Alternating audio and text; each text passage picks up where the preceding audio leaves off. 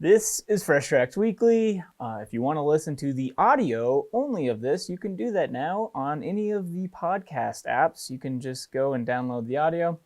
Also, if you have anything that you want to share with us, any interesting stories, email us at weekly@freshtracks.tv, and I'll also put that email address down in the description. Another great weekend for myself. My wife Karen and I went and chased turkeys with some friends, had a blast. Turkeys are still pretty flocked up. They were kind of in big groups and they weren't gobbling that much, but eventually we found a real hot tom, which was really fun. We called it in. Kara made it happen. She's killed a few turkeys, but it was her first culturally correct one where we, call it in. And I'll admit it's pretty dang cool when they come in spitting and drumming and just gobbling their heads off. That was pretty fun. Meanwhile, Dale was out also turkey hunting. He's still out turkey hunting actually right now. From what I've seen on social media, they've got into a few. Looks like they're having a good time, for sure. So we'll have to catch up on that full story next week. As for Michael, he's going to give us the fishing and boat update. So, Michael. Sunday, took the boat out and finally landed a fish in my boat. First fish, brown trout. That's how I like it. Let's go.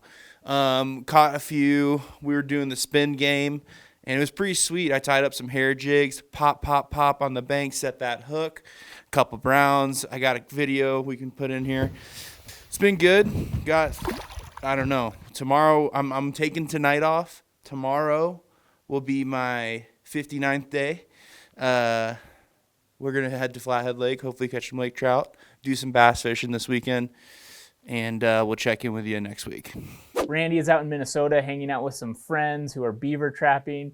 Randy is out there as the cameraman, so he is trying to film it. So it'll be interesting to see how it all turns out. But I do know that Randy knows more than he lets on with camera, so I feel like it's still going to be some pretty cool content. Pretty interesting to see how that all works. I hear him tell stories about it all the time, so it'll be fun to finally see it in action. Also, Randy just finished up a podcast series on Hunt Talk Radio with Shane Mahoney.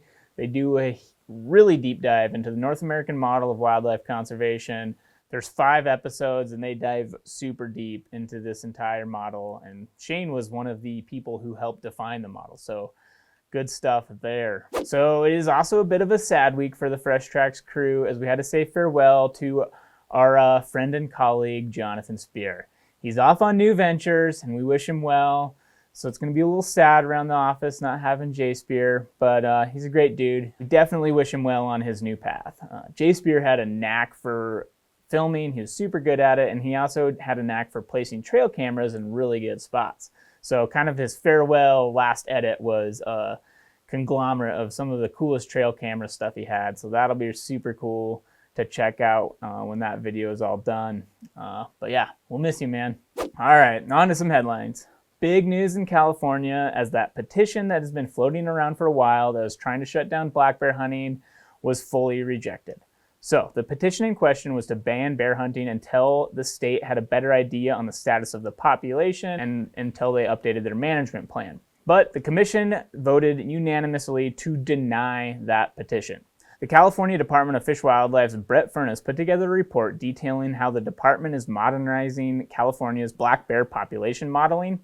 So this report gave a detailed look into what was going on with the population, and it gave the department ground to stand on, showing that they did in fact have healthy black bear populations and the data to back it up, and that hunting is a sustainable activity, and the department recommended denying the petition. A lot of hunters also showed up during this process, echoing the department's recommendation in opposition to this.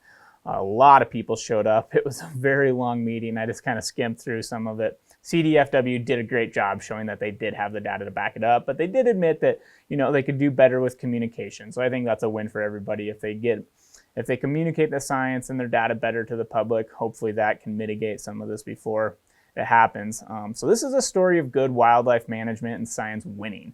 And it's interesting to watch this process unfold. I think it's going to serve as a playbook going forward for other state agencies. And I think this is some foreshadowing for more issues to come.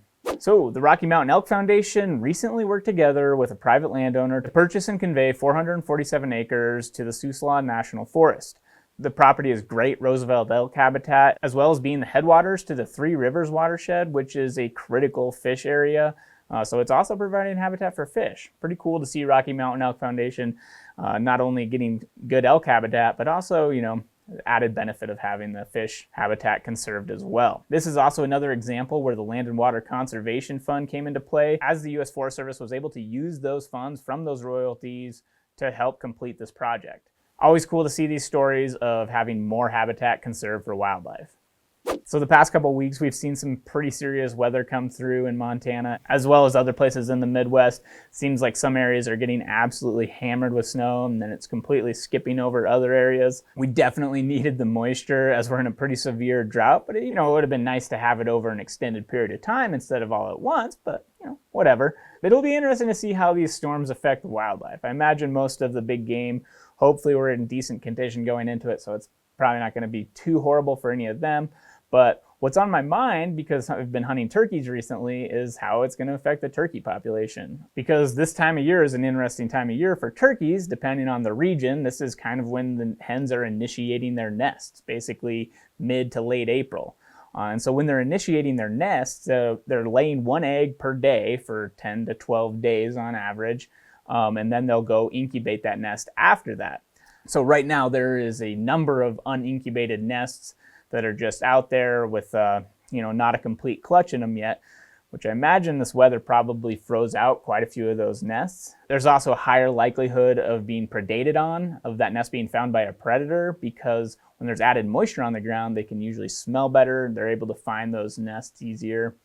That being said, as long as the hen wasn't killed if a predator took out the nest, they usually re-nest. So there's still a good chance that it won't have a horrible impact if they can get on the nest again and have another clutch, but it's probably going to shift everything a little later. It's kind of interesting to think about this.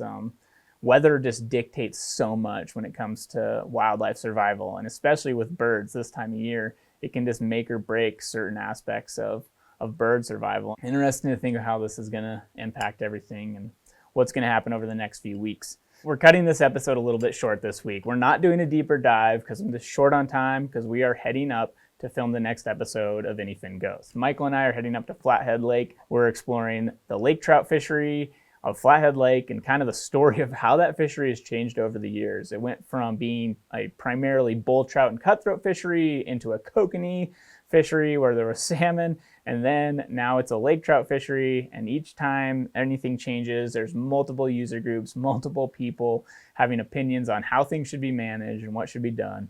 Super fascinating story, so hopefully we can learn more about that this week when we head up there, and hopefully we can catch some lake trout so we have a little bit of an entertainment factor in there too. But yeah, should be a fun one.